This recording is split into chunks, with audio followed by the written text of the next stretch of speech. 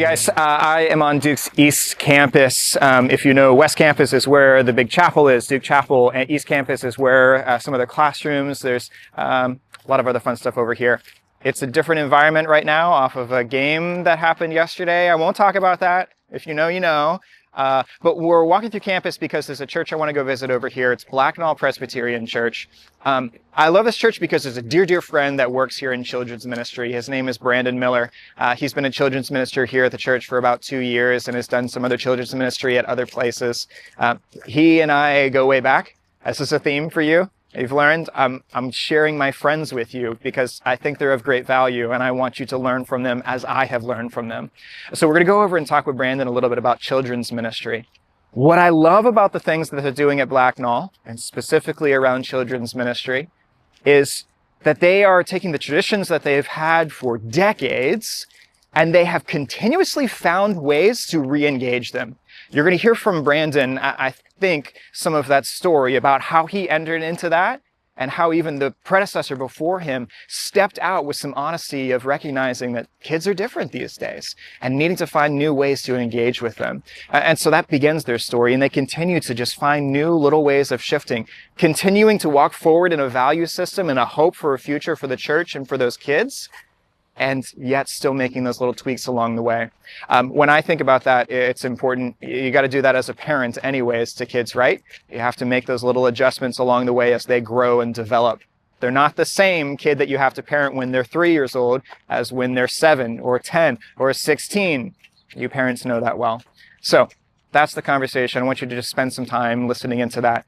Spending some time listening into what are the questions that they're asking, what are they looking for in getting out of this process, and how they share that with a little bit of honesty and a whole lot of trust in each other, in God, in this work. So let's go talk with Brandon. This is a quick check-in. If this is your first video you're watching, they're not like one into the next video necessarily. You don't have to go back and watch the other ones. But I really recommend that you do, because there's a lot of story that's being told and built upon in this, and I want you to be a part of it. So take a minute and go back and watch some of those other videos, and then come back here. I'm so thrilled to be in a conversation with Brandon, in particular because of the work that he's doing. You guys have done a phenomenal job with the space that's down here and helping create corners and walls and rooms dedicated to allowing kids to explore the Bible stories and their faith, and ask questions. We peered in a few rooms down there and saw the godly play that's happening in a few of those rooms and how wonderful the setup that is.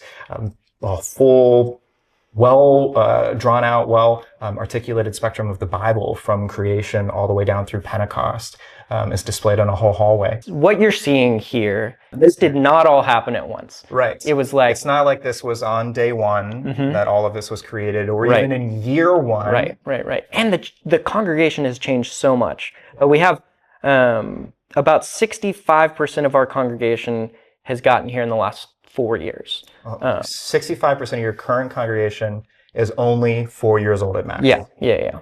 So most of the congregation has only been here a short amount of time. Wow. The things that we have listened to and felt like, okay, this is something that we have seen works, and we're going to invest in this. One example is our godly play. We have been doing that for decades now.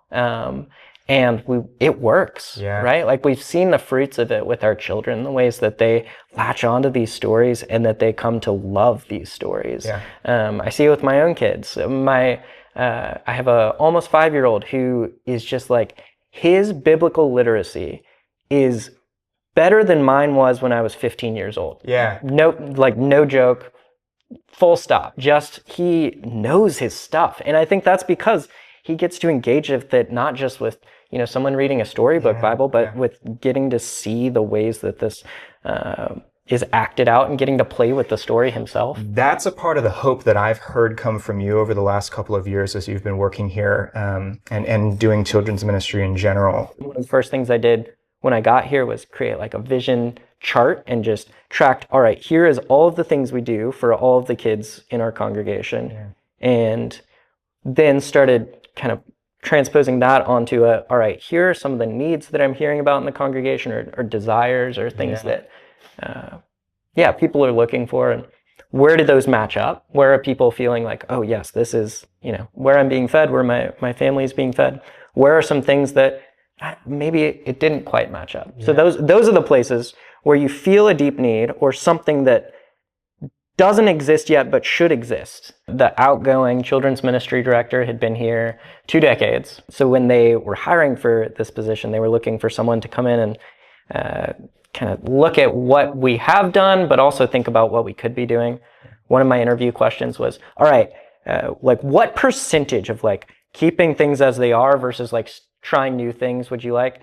And one of the guys in the interview was like, I would say 60-40, but I'm not going to tell you which one is which. You'll have to figure that out. In one sense, you want to respect the tradition and what has been built here, and there's a lot built here. But then there's also this room to kind of think about, okay, what works and what should we keep around, but also what might need changing, or what can we think differently about as we try to adapt to where kids are today. So I don't know. Like, I think that kind of natural progression makes sense in terms of like, all right, how are we going to iteratively build out? Where do we start? What do we focus on? What are we doing for our children's hearts, for their souls, for their minds, for their strength? A lot of children's ministry historically has been like, how can we just pump them full of Bible stories, right? How do we just make sure they know in their mind all of the Bible stories that they can? And I think that's kind of one-sided. Like, it's very important, and trust me, our kids know their Bible stories here. But if we're just looking at the mind, we're not looking at what we're doing to their relationships with others, how we're helping them to grow stronger, and how they're like, how their hearts, how they're growing to love the Lord more. How does each thing that we do touch on, like how can we help them feel that sense of belonging that is core to what our souls need, and that sense of just deep connection to the Lord that can strengthen their spirits. Tell me about, over those 2 years, what are some of the favorite things that you've been a part of doing here at Blacknell? So our catechism that we were looking at, we didn't want it to just stop at the question and answer, the regurgitation, the intellectual side of things. We wanted to incorporate, all right, let's include some art, some music, some activities, some books, some other things that can help us like fully, more imaginatively think through how we can like engage with the material. We're calling it curious catechism because the idea and hope is that the questions that are the start